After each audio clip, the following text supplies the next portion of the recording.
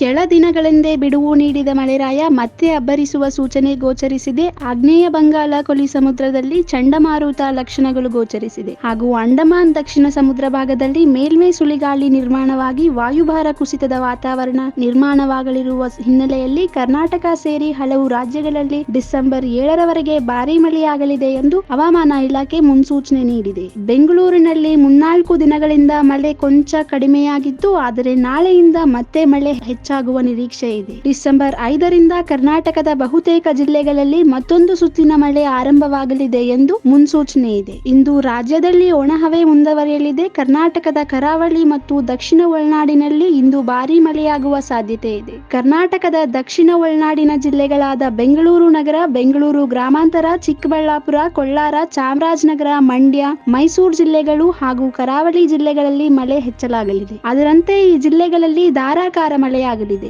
ಇಂದು ಕರ್ನಾಟಕ, ತಮಿಳುನಾಡು ಹಾಗೂ ಕೇರಳದಲ್ಲಿ ಮಳೆಯಾಗಲಿದೆ ಎಂದು ಭಾರತೀಯ ಹವಾಮಾನ ಇಲಾಖೆ ಎಚ್ಚರಿಸಿದೆ. ಡಿಸೆಂಬರ್ 8ರ ವೇಳೆಗೆ ತಮಿಳುನಾಡು ಹಾಗೂ ಪುದುಚೇರಿಯಲ್ಲಿ ಮಳೆಯಾಗುವ ಸಾಧ್ಯತೆ ಇದೆ. ಇದರ ಪರಿಣಾಮ ಆಗ್ನೇಯ ಬಂಗಾಳ ಕೊಲ್ಲಿ ಹಾಗೂ ಅಂಡಮಾನ್ ಸಮುದ್ರ ತೀರಕ್ಕೆ ತಟ್ಟಲಿದೆ. ಡಿಸೆಂಬರ್ 7ರ ವೇಳೆಗೆ ತಮಿಳುನಾಡು ಹಾಗೂ ಪುದುಚೇರಿಯಲ್ಲಿ ಮಳೆಯಾಗುವ ಸಾಧ್ಯತೆ ಇದೆ ಎಂದು ಭಾರತೀಯ ಹವಾಮಾನ ಇಲಾಖೆ ಮುನ್ನೆಚ್ಚರಿಕೆ ನೀಡಿದೆ. ಈ ವಾಯುಭಾರ ಕುಸಿತ ಮೂಲ ಸ್ಥಳದಿಂದ ಪಶ್ಚಿಮ ಮಧ್ಯದ ಸಾಗಿ ಮತ್ತಷ್ಟು ತೀವ್ರಗೊಳ್ಳಲಿದೆ. ಮೋಡಗಳು ನೆರೆಯು ರಾಜ್ಯದ ಕರಾವಳಿ ಭಾಗಕ್ಕೆ ಅಪ್ಪಳಿಸುವ ಕಾರಣ ಬೆಂಗಳೂರು ಸೇರಿದಂತೆ ದಕ್ಷಿಣ ಒಳನಾಡು ಭಾಗದಲ್ಲಿ ಹಗರು ಮಳೆಯಾಗಲಿದೆ. ಚಿಕ್ಕಬಳ್ಳಾಪುರ, ಕೋಲಾರ, ಮೈಸೂರು, ಮಂಡ್ಯ, ರಾಮನಗರ, ಬೆಂಗಳೂರು ಗ್ರಾಮಾಂತರ ಹಾಗೂ ಕರಾವಳಿ ಜಿಲ್ಲೆಗಳಲ್ಲಿ ಅಧಿಕ ಮಳೆಯಾಗುವ ಸಾಧ್ಯತೆ ಇವೆ. ಇನ್ನು ಇದರ ನಡುವೆ ಚಳಿ ಬಿಸಿಲಿನ ಆಟ ಕೂಡ ಏರುಪೇರಾಗಲಿದೆ ಎಂದು ಇಲಾಖೆ ತಿಳಿಸಿದೆ. ಅಂಡಮಾನ್ ಮತ್ತು ನಿಕೋಬಾರ್ ದ್ವೀಪಗಳಲ್ಲಿ ಇಂದು ವ್ಯಾಪಕದ ಮಳೆ ಮತ್ತು ಗುಡುಗು ಸಹಿತ ಮಳೆಯಾಗುವ ಸಾಧ್ಯತೆ ಇದೆ. ತಮಿಳುನಾಡು, ಪುದುಚೇರಿ ಮತ್ತು ಕೈರ್ಕಲ್ ಮತ್ತು ಲಕ್ಷದ್ವೀಪಗಳಲ್ಲಿ ಗುಡುಗು ಸಹಿತ ಚದುರಿದ ಮಳೆಯಾಗುವ ಸಾಧ್ಯತೆ ಇದೆ. ಕರ್ನಾಟಕದ ಕರಾವಳಿ ಮತ್ತು ದಕ್ಷಿಣ ಒಳನಾಡಿನಲ್ಲಿ ಭಾರೀ ಮಳೆಯಾಗುವ ಸಾಧ್ಯತೆ ಇದೆ.